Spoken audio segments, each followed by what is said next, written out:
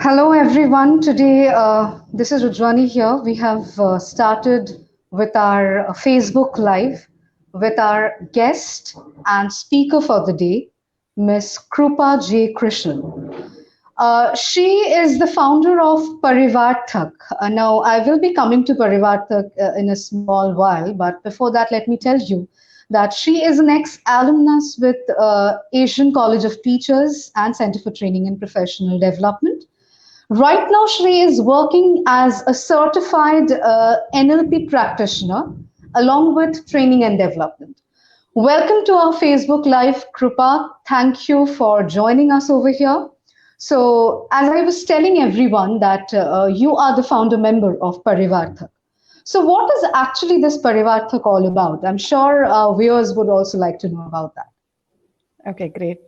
Thank you, Rudrani, and thank you, CTPD, for having me here. And I think this is a great opportunity for everyone, basically, who has connected and about knowing about the technology in learning and development. Coming to Parivartak, the meaning, literal meaning of Parivartak is a transformation. So, how the Parivartak is associated with the training and development? When I was working for a IT sector for almost 13 plus years as a project manager, and somewhere I felt the people are lagging between, I think, the basic communication skills or maybe on the open communication. So that's how the small gap in the communication, so which we can just fill it up and make them extreme beautiful. So that's how the parivartak, the transmission is. And That's in wonderful. yeah, thank you so much. And basically, in Parivartak, we do have a different categories of training, including the POSH, that is prevention of sexual harassment Mhm. at the workplace, and the soft skills, and the first time manager, and the campus to corporate, so on. That's amazing. Like having an ex-student starting off with such an innovative way of, learning and development, communication is itself a great thing for us. Now, coming to today's motive for this Facebook Live that we have gathered over here, we will be talking, discussing, and sharing viewpoints on how L&D, that is learning and development space, has evolved in terms of technology in the last few years. Now, it's not just about the COVID, Krupa. We know that technology has taken a turn. It has developed, it has grown quite long back. Like, it's not just about the COVID situation. So, this discussion that today we will be having is solely on how L&D has evolved as a whole. Now, it is needless to mention what technology is. It is like as common as A for apple for children. We all know how technology has taken us all and how it is helping, how it is becoming innovative with every passing day. What do you think? Like, is it just about the virtual training, the virtual learning, the e learning, and all about that? Or is it something about innovation? Because technology has started innovating learning process, training process, teaching process. So, do you think that this innovation is to some way related to technology? How much it has come to us and how it is gradually changing the global sector of training and development. Yeah, so I will start with the sentence spoke about Dr. APJ Abdul Kalam. He once he told like learning gives a creativity, and creativity leads to thinking, and thinking provides the knowledge, and knowledge makes you great. So this is how the technology works. And coming to the technology, see, when it comes to the learning and development, it is somewhere figured, or it is somewhere grouped around the non-technical team in organization. So even when the organization is means when the L&D department or the HR department as considered as a non-technical team, and we implementing the technology within the non-technical team is a great thing. So I understand due to the pandemic. there was a major gap in the L&D field, and and one if I talk about the different story about L&D in the technology, there are so many online courses where anywhere and everywhere can complete only because of this technology. See, this is how we are talking right now about the Right. L&D. This is a technology. So that's how one point. And we do have a different platform. So we will just come Mm-hmm. about the different platform later in this session. Right, right. I have one thing to share, Krupa. This is what I have realized in the while, talking to clients, coming across various kinds of requirements, is that previously what used to happen were L&T professionals were, restricted to a competition within their organization, like this L&D professional with the other professional. But at this point of time, don't you think that when technology has developed so much, competition is not restricted anymore? Like it is now like all around the world. If you are unable to deliver, if you are unable to cater to your organization the requirements that they are having right now, there will be someone, maybe the organization will take freelance L&D professionals from outside, or they will outsource the training to meet the requirement of that organization. So, how much important is it for the L&D professionals right now to consider that fact that yes, the competition is not just in the organization, but outside organization as well, where I have to keep on innovating my ways of training, taking the help of technology. I have to be updated with the technology that is taking the place right now. What's your take on this? Okay, see, basically, when it comes to the competition in L&D, it's a huge, and there is some authentic way of teaching. So that's how the evaluation has happened in the L&D. So Mm-hmm. initially, it was in Mm-hmm. just a in-class trainings, and maybe next day it was kind of a presentation, and maybe and that's how the evaluation has happened. But when it comes to the content, so the content Hmm. is mother always, and we can just hire the training, but the trainer, sorry. But when it comes to the content, the innovation is very necessary as a trainer. So, and Right. he or she are supposed to have a knowledge of what currently people are expecting. Right. Right. So the training need analysis, whatever we do as a trainer, it has a huge scope in each and every organization. So how we do the training need analysis? So first talk openly, talk to the organization about what are the expectations. It's only on the skills what they lack, or is it something on the group, or is it something on the hands on they wanted to. So these are the different training need analysis we have to come up with. Yeah, I'm And sorry to interrupt over here, Kripa. I absolutely got your point. But how would you, structure technology in terms of TNE or ROI measurement when it comes to innovative training right now in the industry? Because we have to amalgamate technology with this. At this point of time, I don't think we have any other option but to merge technology and innovation to come up with creative training ideas. So, how would you merge technology in terms of TNA or ROI? okay, see, when it comes to the technology, we recently it's been kind of augmented Hmm. learning. Have you heard about the augmented learning? I think most of them. Absolutely. Yes, it is something which is on hype right now. So we right now, when kind of a virtual world is created and augmented technology is created, I cannot go with the my sort of only the case studies, or my sort of only Hmm. the aptitude kind of, or multiple choice of questions. Okay, so that's how the knowledge for, see, learning and development is a constant learning department. Basically, it's Hmm. not something stagnant. So in each and every step, it's not we training someone, it is learning something for ourselves. So Hmm. that's how each and every technology we are supposed to see what actually they are expecting. See, when it Hmm. comes to the age group or the teen group, so they wanted Hmm. something on which on more animated sort of things, or which are more approachable. So that's Hmm. how. So this is how we do VAKs.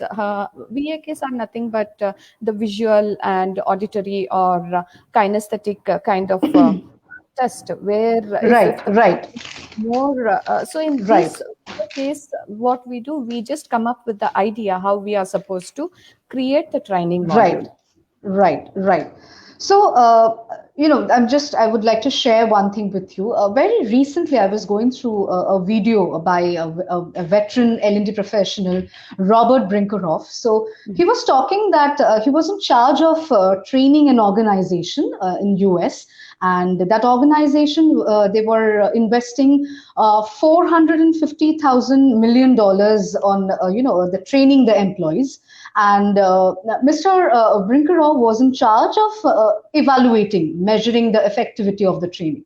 So when he was having a word with each of the employees individually, and he asked a very interesting question to them, that what do you think that if you would not have invested, or if you would not have utilized the training skills, you have gone through this year-long training, what would have happened in your workplace?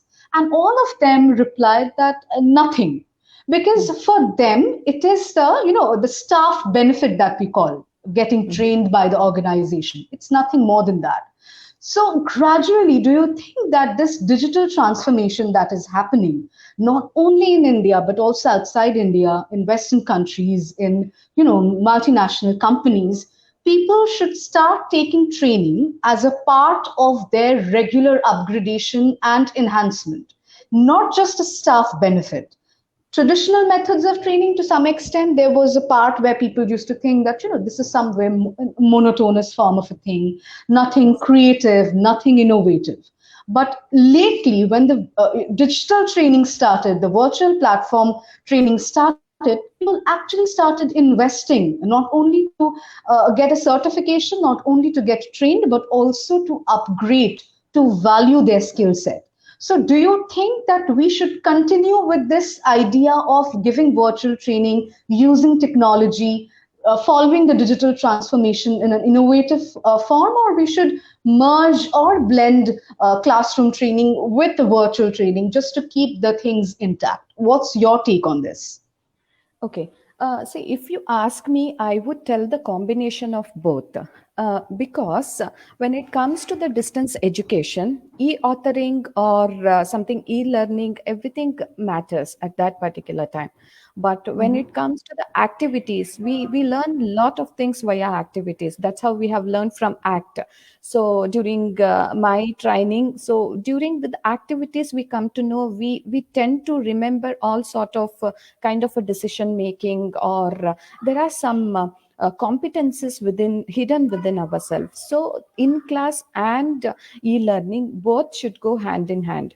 And when it comes to the collaborative work platforms, we do have a different collaborative work platform. And even there is sort of what you tell, e-authoring. It owns it create its own content. Basically, if you just give the words, then it just create the contents.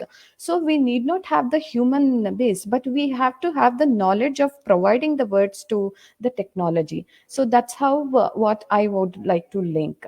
And maybe different tools like e-portfolios to create, or maybe on the virtual classrooms or LMS for that matter. So these are the things should go hand in hand. Rudrani, did we lose you? I'm not sure. I'm not able to see you.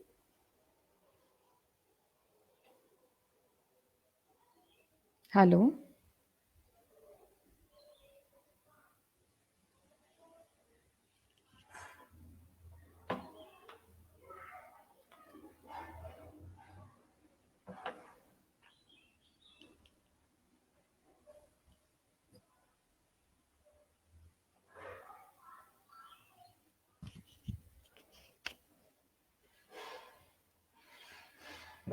Okay. I think since we are on live and we'll lose Rudrani in the middle, I think she will be joining in the middle.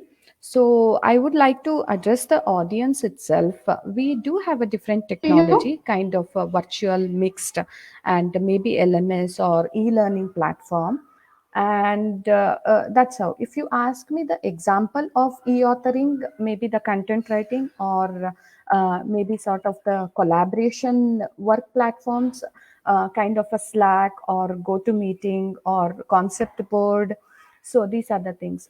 Rudrani, are you back?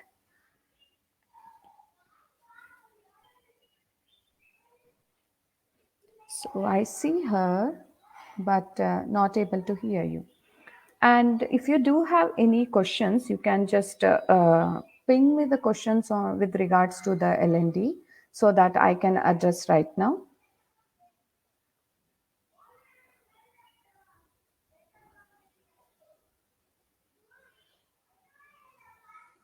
To you.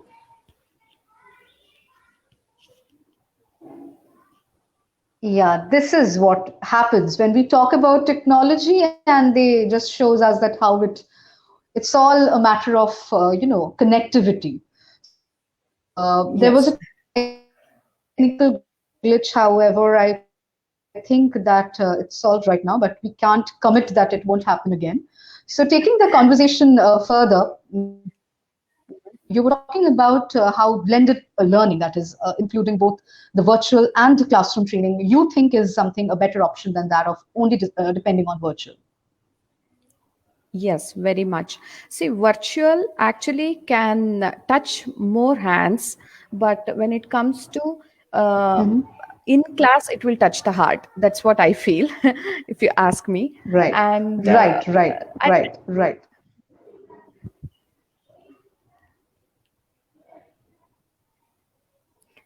yeah, and see that will have a huge advantage as well as a disadvantage. And when it comes to the virtual, Hmm. it's kind of a less time consuming, what I feel, because when it comes to the in class interaction, it may like prolong for the hours together or something. But Hmm. virtual is a reusable. Once I create any content and just make my own then Hmm. training module, then that can be reused for multiple times. But in class, yes, I have to invest my time, I have to invest my money. And it's not only me, it's basically all the audience or trainees as Absolutely, well. They have to absolutely, invest their time and money. absolutely, So that's how. absolutely. See, it has its own advantage and disadvantage. Only thing what we are supposed to understand is what is currently happening right now, and it's Hmm. not what Hmm. we like, it's what they approach. Hmm. So that's how we can just take up this on the upper hand, which is upper hand, then we can just go on that. Mm. Right, absolutely. I suppose, like, I was doing my part of studies where I just got to know that many companies are there, like good companies like Cars 24/7, then there's Oyo, then there is Zomato. They have started with the virtual training, or rather, we would say the technological part of training, a year back. Mhm. That Yeah. extra amount, or the that particular fund that they used to utilize for the classroom training into other leadership related programs. So to some extent, we have seen statistics provide us with this fact that organizations are also depending on the virtual training, keeping in mind the cost cutting part of their organization. So, how do you think that this is somehow a very good way of investing that particular fund for the other betterment of the employees that might help organizations in employee retainment? Okay. See, what I heard about this pandemic, basically, Mm-hmm. when it comes to the different department, the Mm-hmm. organization concentrate more on the technical team rather than non-technical teams, including L&D. Right, So somewhere right, L&D right. has been shaded completely, and it's kind of a in a gray area. And but when it comes to the technical team, whether they are able to communicate properly, or they are able to kind of implement properly whatever the execution they wanted to do. So this sort of gap, or this sort of the bit of a what we tell, the gap will be filled by the technical department, I mean to say L&D department. And when it comes to I think again there is some glitches in Rudrani's Okay, Rudrani's connection. Yeah, I think she's back right now. And see, when Can you hear me? Am I that's what I audible was to just, you? yeah, very much, Rudrani. I think there is like you are on and off right now. Hmm. Okay. Yeah, because of the That's how. connectivity issue, I guess. There's a lot of connectivity issue over here. Okay, technology again. So that's how what we are supposed to do at that particular time. What in the minimal amount, what best can be Hmm. provided can be done. So there will be a niche thing which we can provide as a technology. It means as a training. So those trainings can be implemented, or maybe on sort of the recordings it will use, because we need not Hmm. travel to one area to another, and it can touch larger audience. So that's how Right. we can just we can do it on that basis. On that basis. Mm. Lovely, lovely. Kripa, we will take a question. We have a viewer, Sharat KS. Hello, Sharat. I hope you're doing good. So, Sharat has asked that, hi, Kripa, as per me, L&D is a personality development course. When you talk about technology, do you feel virtual training around this course would be as effective as classroom training? I guess it's the same thing that we were discussing right now, that both of it has their own perks and both of it has their own, backdrops, like the one we are having right now, the technology error. So, do you want to add on to something more to what Sharath has asked over here? Okay. See, when it comes to the content related, yes, that can be covered under the virtual. Okay. But when it Mm-hmm. comes to the activity based, again, I prefer doing it in class. So, see, personality development course is a part of a LND basically. So, Right, LND will right. That cover was what I'm just personality. going to say. Mhm.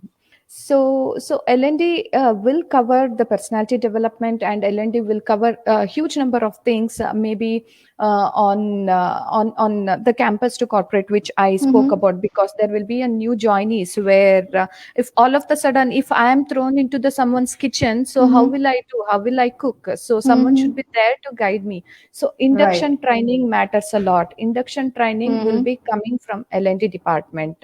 Right. So maybe the part of technical departments, certain respective managers will Mm-hmm. handle. But when it comes to the induction and providing the what you tell, providing the vision and mission of the companies, and making them aware why the people are here in the organization. So, Mm-hmm. and setting the right goals, which are very much important. Setting the Mm-hmm. right goals to the organization and working on the organizational development. So Right. everything comes under the L&D basically. Right, right. And That's what really I a big point, the big fact that we need to accept in the learning and development, because learning and development itself is a bigger umbrella. It consists of such intricate things that are required in organization that it's not really possible for a person to acquire everything in one training. You need to go for a training, you will understand things, you may not understand things, you again have to come back, utilize that at your workspace, then realize that maybe this is not the right way, we should utilize some other methods. And this is how L&D keeps on happening, coming Yes. back, going again, utilizing some other methods and technicalities, again utilizing that to your workspace. This is what ROI is all about, this is what measuring or evaluating the training is all about, right, Kripa? Yes, very much, very much. And I thought I'll just add one more point. And basically, when L&D also pitch in, when any experienced person is in the Mm-hmm. organization, is a first time manager, if Mm-hmm. the training, first time manager or the first time Mm-hmm. TL training. So this is something which people tend to neglect, because when someone a person is very good at technical, it's kind of they promote him, but Mm-hmm. whether he does have the management skills, whether he is able to understand the different Right, point of views. So those sort of things should be taken from the training itself. And we do have a right, certain module where we take them, and see, answers are within us, but the questions right. matter, whatever we ask. So these questions or these activities will trigger them to come up with a better person. Absolutely, absolutely. I just want to include one thing over here, Kripa. See, definitely, traditional form of training, that is a classroom training, it has always been a great thing. There is a lot of social contact, there is a lot of interaction, there is a lot of experiential learning. But if we merge technology with classroom training, what we can do is we can utilize technology in terms of the activity-based learning in classroom, making good presentations to make the trainees understand what training is all about or what I'm trying to portray. Because we know that there are many activities that are performed in an L&D training, starting from alpha card games, various kind of activities that can be utilized for L&D trainees when they're going for a training. So why not we merge technology and bring that over here, utilize that as a form of innovative L&D activity based training? What's your take on this? And do you think that organizations should invest on this fact in order to promote employees to think how important it is, or just to consider that as a staff benefit? See, basically, when it comes to the training, and it is always good to invest in the technology as well as in the training. See, the technology should not burden us. I mean to say, in the Right. training part of thing. When it comes to a small example is a LMS. We already have a Hmm. recorded sort of things when they can just they Hmm. themselves they can just go through and read it. Right. For that, the trainer doesn't require.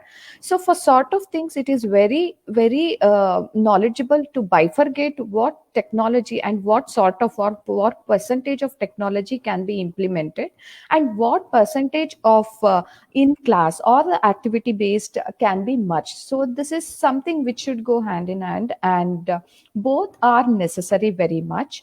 But the thing is, always when I say the content matters a lot, the Hmm. content should come from the trainer, and it should be something innovative. It should be something which they can impact the training. So that's how, because somewhere what we feel, the technology is burdening somewhere. Okay, fine, I do have these many videos, I'm supposed to complete by this many hours. So Hmm. if one person stand here and explain the same thing within 5 minutes, then that will go well.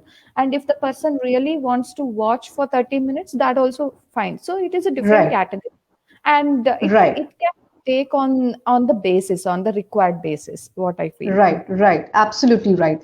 Kripa, one more thing I feel it is a very important part of L&D is that, see, organizations, they want their employees to upgrade themselves in order to take a quantum lead by the end of the year.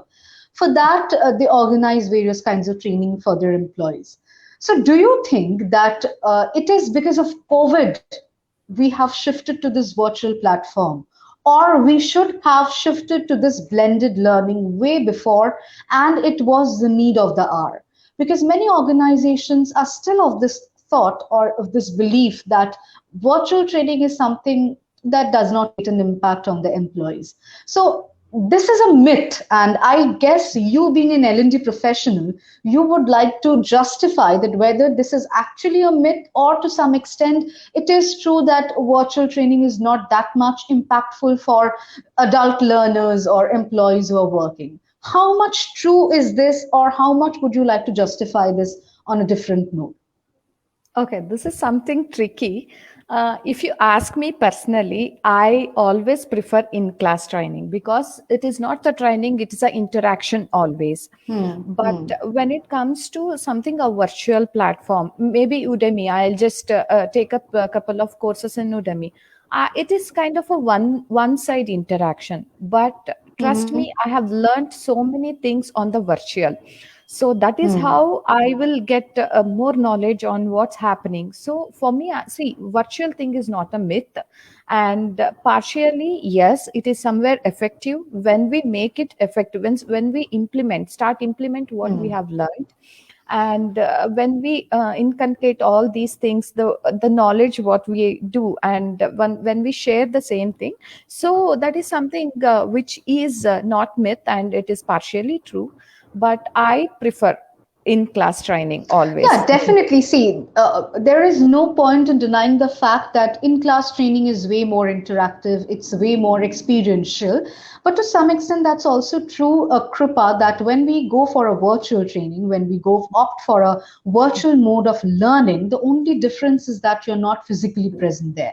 Because now the technology has evolved in such a way that every possible thing can be conducted on a virtual platform, starting from activity based learning, mock training sessions, training activity, training games. So to some extent, definitely we always consider classroom and traditional method of training to be the best possible Yes. way.